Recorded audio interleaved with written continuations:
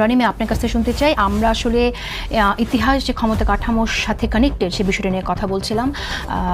সেখানে যদিও ভিন্ন মত আছে দু একজন ফিলোসফারের, কিন্তু আমরা দেখতে পাই যে আসলে যখন যে ক্ষমতায় থাকে তাদের মতো করে ন্যারেশনটা বিল্ড করা হয় এবং ইতিহাসকে প্রভাবিত করা হয়। সেই জায়গা থেকে আসলে বাংলাদেশের যে ইতিহাস, সাধারণ মানুষের যে জনযুদ্ধের ইতিহাস, সেটাকে আমরা কি করে রেস্কিউ করব? জি, ধন্যবাদ। যে যেখান থেকে আমাদের দেখছেন শুনছেন সবাইকে আমার সালাম এবং কৃতজ্ঞতা। দেখেন, বাংলাদেশের কোনো ইতিহাস নেই।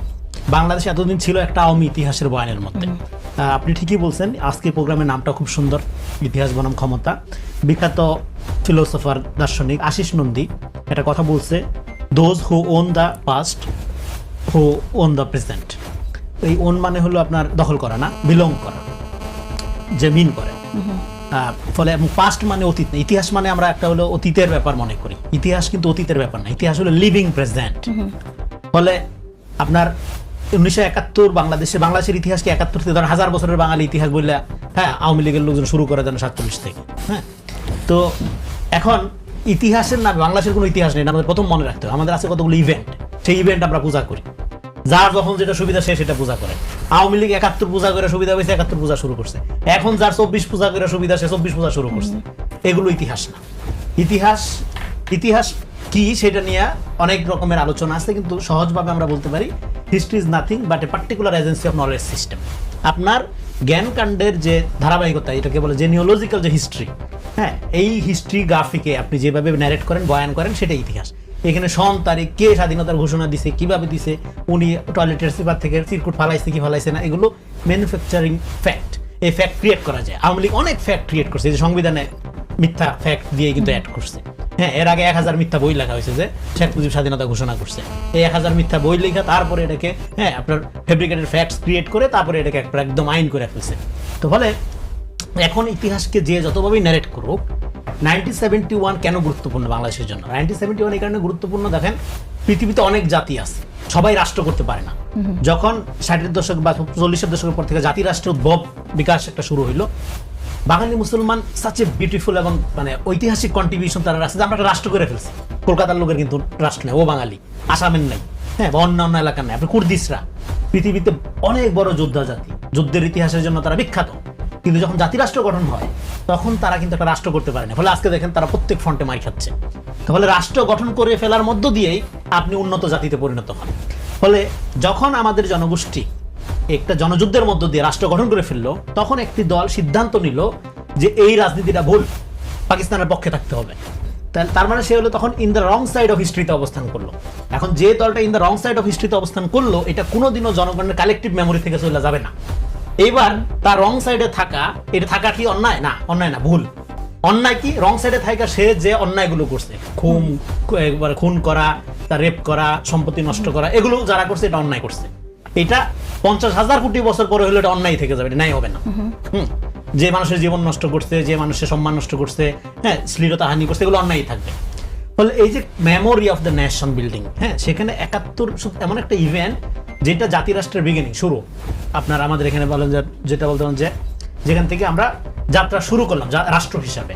ফলে আপনি এর পরবর্তী সময়ে আপনার এই দুর্বলতা, আপনি একটা ভুল সাইডে ছিলেন, এটাকে আওয়ামী লীগ করলো কি, বিচার নিয়ে রাজনীতি শুরু করলো, জুডিশিয়াল কিলিং করলো। কিলিং করার মধ্য দিয়ে কিন্তু আপনাকে ভিকটিম বানাইলো।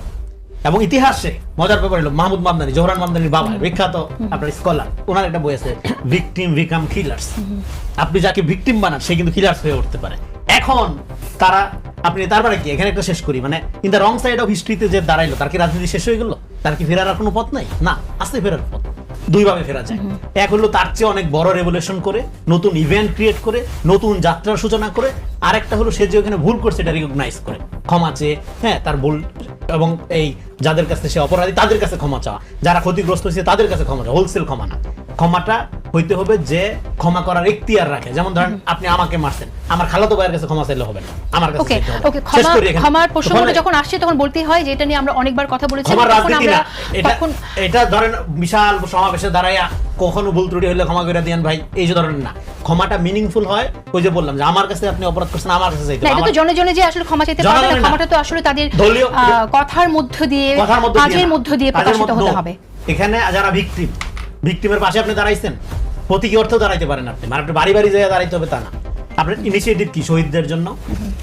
যারা ভিকটিম হয়েছে তাদের জন্য আপনার তো একটা ক্ষতিপূরণ ডিক্লেয়ার করতে হবে, যে ক্ষমাটা মিনিংফুল হবে, নাহলে ক্ষমাটা রেটরিক্স হবে, পলিটিক্স অফ ফরগিভনেস বলে এটাকে, ক্ষমার রাজনীতি হয়ে যাবে। ফলে আমি শেষ করছি, ফলে আমাদের যেটা হয়েছে আমাদের জাতীয় ইতিহাস নেই, আমরা একটা আওয়ামী ইতিহাসের মধ্যে বাস করছি। এই জন্য 24-24 আমাদের সুবর্ণ সুযোগ হলো জাতীয় ইতিহাস তৈরি করতে হবে। এবং জাতীয় ইতিহাসে এখানে গোলাম আজমের পজিশনে যেরকম রং, শেখ মুজিবের পজিশনে রং, তারা কেউ বাংলাদেশের স্বাধীনতা চায়নি, তারা চাইছিল পাকিস্তানের মানে অখণ্ডতা বা পাকিস্তানের শাসন কাঠামোর মধ্যে থাকতে।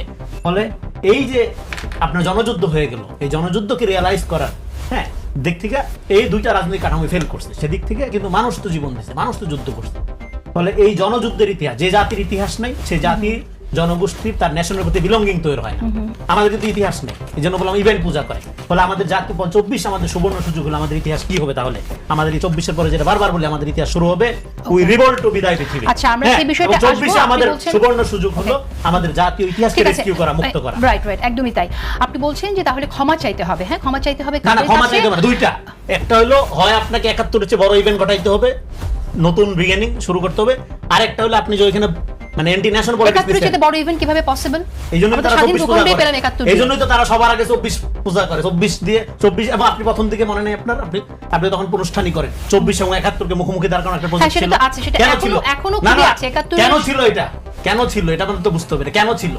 এটা ছিল যে ওই যে আপনার এই রং সাইড অফ হিস্ট্রি, এটাকে কোনোভাবে ওভারকাম করা যায় কিনা, কিন্তু এটা ওভারকাম হবে না। কারণ এটা গণঅভ্যুত্থান, এটা বিপ্লব হইলে আবার হইতো, এবং সেই বিপ্লব যদি আপনার নেতৃত্ব হইতো তাহলে হইতো, কোনো সমস্যা ছিল না। কিন্তু যেহেতু এটা গণঅভ্যুত্থান এবং আপনি এই গণঅভ্যুত্থানের একক কেউ না, এটার ক্রেডিট শুধুমাত্র শহীদদের, জীবিতরা শুধু দায়িত্ব পালন করবে। ফলে এখানে এখন আপনি জুলাই পূজা করলে এটা 71 আওয়ামী লীগ যেরকম 71 চেতনার ব্যবসা করে সারা জীবন 71-এর বিরুদ্ধে রাজনীতি করছে, একইভাবে এখন আপনি যদি জুলাই চেতনাকে সিঙ্গেল আউট করেন, পার্টিজান ন্যারেশন তৈরি করেন জুলাই চেতনার, আপনি 71-এর রিঅ্যাকশনারি পলিটিক্সে ঢুকে গেলেন। আচ্ছা, আমরা তাই দেখছি কিনা জুলাই চেতনাকে সিঙ্গেল আউট করার কোনো প্রবণতা আমরা দেখছি কিনা সে বিষয়ে কথা বলবো। আপনি বলেছেন মেমোরির কথা, আমরা জানি এই মেমোরিটা collective memory, generation to generation মেমোরিটা ক্যারি করতে হবে। কিন্তু তাই কি ক্যারি করছে? যদি ক্যারি করে তাহলে কেন আজকে বিএনপি অ্যাক্টিং চেয়ারপারসন এই কথাটা বলেন যে 71-এ জামাত কি করেছিল মনে রাখতে হবে? তার মানে এটা মেমোরিতে নাই, এবং অনেকের মেমোরিতে নিশ্চয়ই নাই।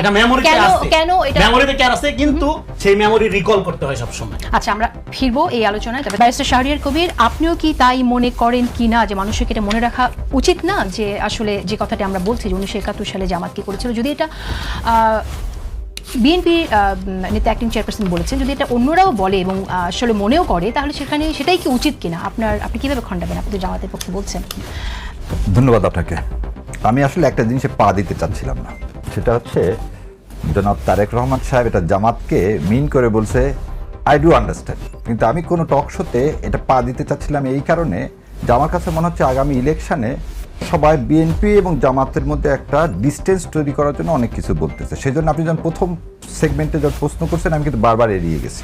আর যখন আপনি সরাসরি বলে বসলেন যে তারেক রহমান সাহেব জামাতকে দিতে, তখন তার আমার কোনো উপায় নেই, কারণ পানিতে নামছে এত ভিজতেই হবে। বোন শোনেন, জরিপ দেখে এত ভয় পেলে হবে না, আল্লাহর উপর বিশ্বাস রাখতে হবে। কাকে জয় লাভ করার মালিক হচ্ছে আল্লাহ। আল্লাহ সূরা ইমরানের 26-এ বলে দিচ্ছে সম্মান এবং জয় এই দুইটা দেওয়ার মালিক হচ্ছে আমি একা, আল্লাহ সুবহানাহু ওয়া তাআলা। সো তারেক রহমান আজকে এই জায়গায় আসবেন, এটা কি উনি ভেবেছিলেন কোনোদিন? না। কোকো পৃথিবী থেকে বিদায় নিচ্ছেন, এটাকে আমরা জানতাম না। আজকে আমাদের দেশনেত্রী যেভাবে অসুস্থ, তার জন্য দল মত নির্বিশেষে তিনি কিন্তু একটা জিনিস দেখেন, তিনি বিএনপি খালি নেত্রী এখন আর নাই। এটা কিন্তু একটা মানে হাসিনার জন্য সবচেয়ে বড় পরাজয়টা কি, যে সে 17 বছরের মানুষকে এত কিছু করে সে কিন্তু মানুষের মন জয় করতে পারেনি।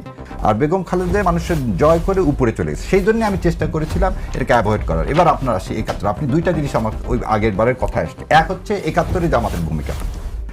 দেখেন, জামাত ইসলামের রাজনৈতিকভাবে যেটা রনি ভাই বলছে, আই ডু সাপোর্ট, যে কি শেখ মুজিবুর রহমানও বাংলাদেশের স্বাধীনতা চাননি, তিনি চাইছিলেন অখণ্ড পাকিস্তানের প্রধানমন্ত্রী হইতে, যেটা রনি ভাই বলছে। আর দ্বিতীয় প্রফেসর গোলাম আজম, ওনারাও পাকিস্তান থেকে চলে আসতে চান। এটা ছিল রাজনৈতিক ভুল, এটা ছিল রাজনৈতিক ভুল। এবং এই কথাটা আমি সবসময় বলি, বাংলাদেশ জামাত ইসলামের যখন দেখলেন 25শে মার্চের পরে, 25শে মার্চের কালো রাত্রির পরে পাকিস্তান বাহিনীর যে বর্বরতা, তখন অবশ্যই জামাত তার রাজনৈতিক অবস্থানটাকে চেঞ্জ করা উচিত ছিল। সো রাজনৈতিক ভুল একটা জিনিস আর অপরাধ আর একটা জিনিস, আপনাকে এটা খুব ভালো করে খেয়াল করতে হবে। ভুল মানে আমি এটাকে সমর্থন করি, জুলাইকে অনেকেই সমর্থন করে, অনেকেই সমর্থন করে না। ধরে নেন একটা লোক জুলাইকে সমর্থন করলো না, কিন্তু সে কি রাস্তায় নেমে তার সন্তানদেরকে বা কাউকে পানি খাওয়ায়নি? এটা কি তার কি অন্যায় না?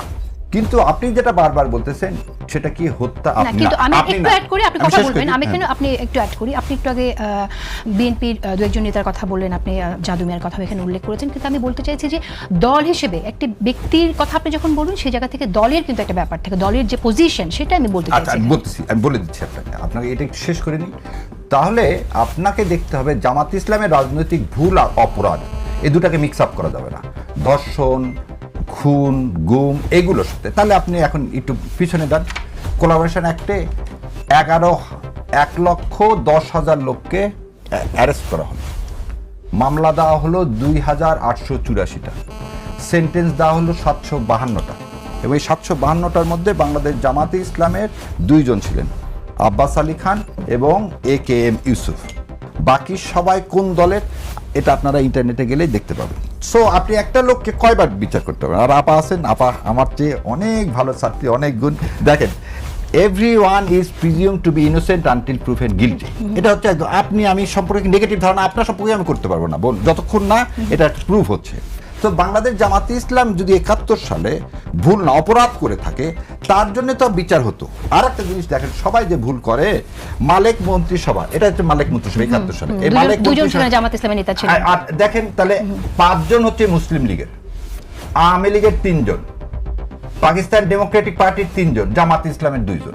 তাহলে এই 14 জনের মধ্যে অন্য সবাই তো আওয়ামী লীগ ছিল, মুসলিম লীগ সবচেয়ে বৃহৎ দল, মুসলিম লীগ ছিল, আর কে ছিল?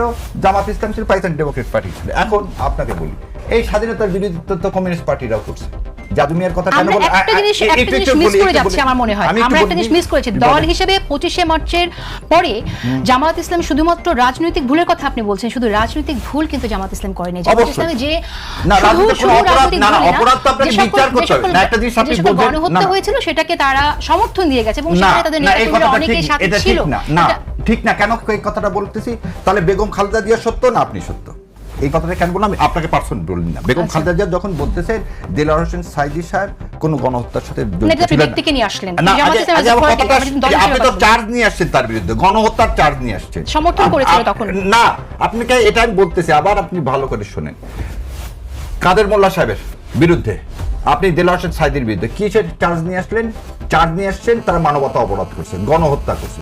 সেই চার্জ আজকে প্রমাণ হচ্ছে। তখন জননেত্রী আমি বলবো দেশের আপসীর নেত্রী বেগম খালেদা জিয়া বলতেছে না, তারা এটা করেনি, এটা কি এটা সাধারণ নাটক। আপনি একটা জিনিস বলেন, সুখরঞ্জন বালি সে বলতেছে উনি কোনোদিন এটা করেনি।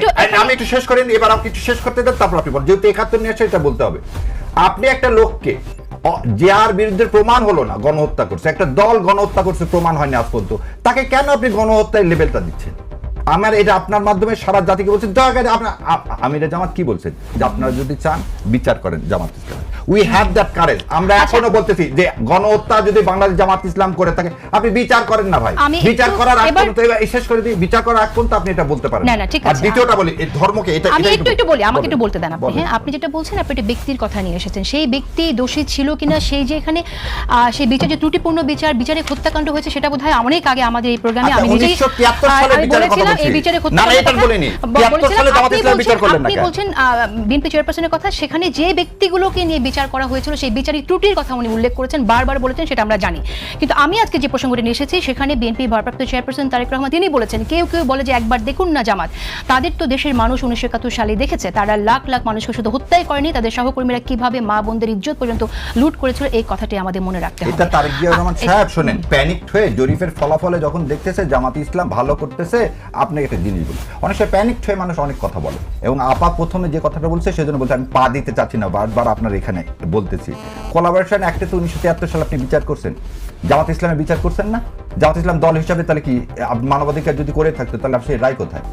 সে রায় বদরুদ্দিন ওমররা বলতেছেন, যেখানে আপনি যে একটু আগে বললেন আপনি বলতে ভুলে গেছেন, জাদু মিয়ার যে মার্কা ন্যাপের ধানের শীষ, সেটা কিন্তু বিএনপির মার্কা। আপনি এটা ভুলে যাচ্ছেন কেমন করে? আপনি তো ওন করলেন যে লোকটা পাকিস্তান বিভক্তির বিরোধিতা করলো, তার যে মার্কা বিএনপির আজকে ধানের শীষের মার্কা হচ্ছে জাদু মিয়ার মার্কা। এটা ভাসানীর মার্কা। তখন জাদু মিয়া সেক্রেটারি ছিল, হ্যাঁ ভাসানীর দল। জাদু মিয়া কিনা 78 সালে সেক্রেটারি তো দলের প্রধান, তো চলে আসলো বিএনপির মধ্যে, বিলীন হয়ে গেল, তাই না? ঠিক আছে, আপনার কথা ক্লিয়ার শেষ করে দেন। তাহলে যখন এই দলের মার্কাটাও হয়ে গেল ভাসানী ন্যাপের মার্কা, এবং ভাসানী ন্যাপ বিলীন হয়ে গেল, এখানে মুসলিম লীগ বিলীন হয়ে গেল। একটু আগে দেখালাম 5 জন ছিল মুসলিম লীগের মন্ত্রী। তাহলে আপনি যদি বিচার করেন তাহলে আপনার বিএনপিও বিচার করতে হবে। তাহলে আপনি একই পাল্লা থেকে, আমি একই জায়গা থেকে, আমি এক জায়গায় বলবো যে জামাত ইসলাম রাজাকার, ওদিকে আমি আমার ডান হাতের নিচে এক গাদা রাজাকার নিয়ে থাকবো, এটা কি দ্বিচারিতা হয়ে যাবে না? সেই জন্য এবং আরেকটা জিনিস বল, ধর্ম নিয়ে ব্যবসা, এই কথাটা খুবই আমি আপনি যেহেতু অনেক সময় নিয়ে ফেলেছেন, আমার